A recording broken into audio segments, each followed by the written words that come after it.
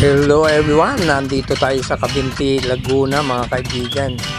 Napakasarap dito mag-swimming kaso napakalamig naman ng tubig, parang may ice, may yelo, napakadinaw po. Ang gandang, sarap talaga po tumira sa mga probinsya mga kaibigan. Sariwang hangin, tahimik, wala ka maririnig na ingay na sasakyan, walang usok, walang polusyon. Puro mga huni lang ng ibon ang ating maririnig mga kaibigan. Kaya napakasarap manirahan sa kabukiran. Simple ang buhay, sariwa, tahimik. At ang hinahanap mong katahimikan dito mo talagang matatagpuan. Ako talagang favorite ko ang nature. Kaya ayan, ang ganda oh, ang sarap. Dito kami kumukuha ng tubig inumin, naliligo, panlaba. Malawak po yung sapa na yan hanggang dun sa baba. May waterfalls dun sa taas. Kaya napakaganda mga kaibigan. Ang sarap dito manirahan. Magtayo ka lang ng kubo, magkaroon ka ng mga alaga ng mga hayop, mga halaman.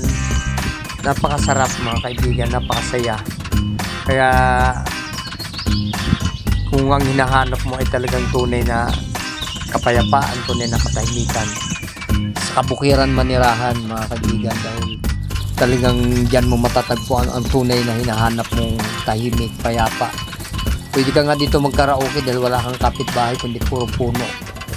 Pwede ka gagamit ka lang ng mga solar kasi wala pang kuryente.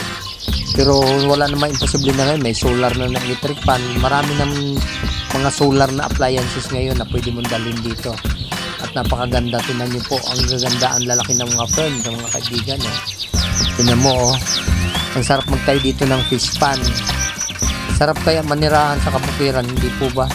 Unlike pag sa Maynila ka, napakagulo, napakatahimik, napakaingay, polluted, napakainit. Unlike dito, ang sarap matulog, tahimik, talagang mapapaaga ang tulog mo, mapapaaga ang gising mo kasi walang istorbo.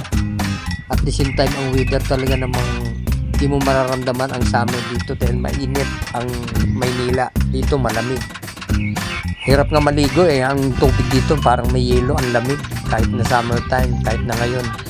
Kaya napakasarap mga kaibigan, sarap manirahan dito. Kaya plano ko dito na manirahan, tayo ng kubo, mag-alaga. So ganun po mga kaibigan.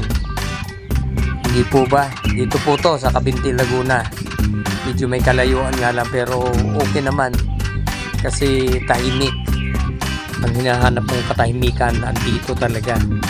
Sariwa ang hangin, masarap ang simoy ng hangin, tahimik, walang polusyon.